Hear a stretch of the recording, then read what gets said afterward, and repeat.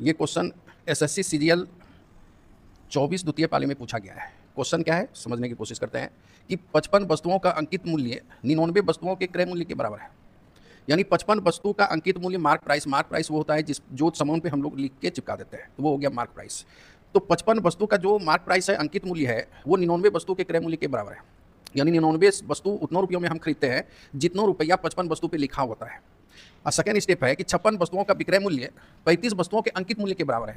यानी 56 वस्तु का विक्रय मूल्य 56 वस्तु जितना में हम बेचते हैं उतना ही 35 वस्तु का मार्क प्राइस है, अंकित मूल्य है। तो क्वेश्चन है कि लाभ या हानि प्रतिशत क्या होगा। तो चलिए देखिए, 55 वस्तु का अंकित मूल्य मतलब मार्क प्राइस 99 वस्तु का कॉस्ट प्राइस के बराबर है। तो ये 11 से कट जाएगा और ये 5 हुआ। तो 5 वस्तु का मार्क प्राइस 9 वस्तु का कॉस्ट प्राइस के बराबर है।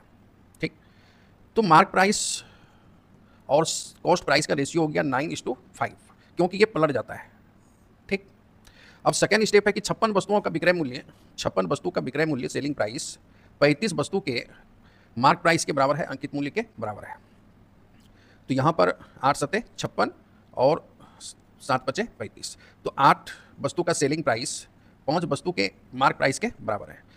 अब ये सेलिंग प्राइस और मार्क प्राइस का रेशियो 5:8 हो गया। अब इसको बैलेंस करना है। मार्क प्राइस कॉस्ट प्राइस का रेशियो 9:5, सेलिंग प्राइस और मार्क प्राइस का रेशियो हो गया 5:8। तो मार्क प्राइस ये दोनों को बैलेंस करना है, ये दोनों को बराबर करना है। रेशियो में आप ऐसा पढ़े होंगे, ये दोनों को बराबर करने के लिए जोड़ और घटाव नहीं कर सकते हैं, लेकिन गुणों और भाग आप कर सकते हैं। तो इस दोनों को बराबर करने के लिए अगर हम इसमें 8 से गुणा कर देंगे तो ये 72 होगा, और इसमें हम 9 से गुणा कर देंगे तो ये भी 72 हो जाएगा। तो ये हो गया 72 और 8 पंचे 40, और ये हो गया 9 पचे 45 और ये 9 ठे 72। अब ये बैलेंस हो गया। Mark price, cost price, selling price. अब ये तीनों चीज़ आपका निकल गया। मार्क प्राइस हो गया आपका 72, कॉस्ट प्राइस हो गया आपका 40 और सेलिंग प्राइस हो गया 45। आप 40 रुपये में खरीदते हैं, उस पर 72 रुपया लिखते हैं और उसको बेचते हैं 45 में, तो प्रॉफिट हुआ आपको, क्योंकि 40 रुपया आप लागत लगाए और सेलिंग की आप 45 में, यानी 5 रुपये का प्रॉफिट हुआ।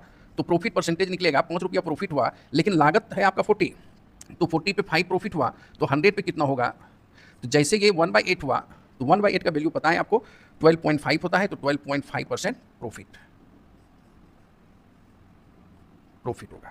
आपका आंसर ए नंबर ऑप्शन होगा। चलिए ठीक, अगर आप ये क्वेश्चन समझ गए तो फेसबुक पे फॉलो कर लेंगे। अगर यूट्यूब पे देखना चाहते हैं तो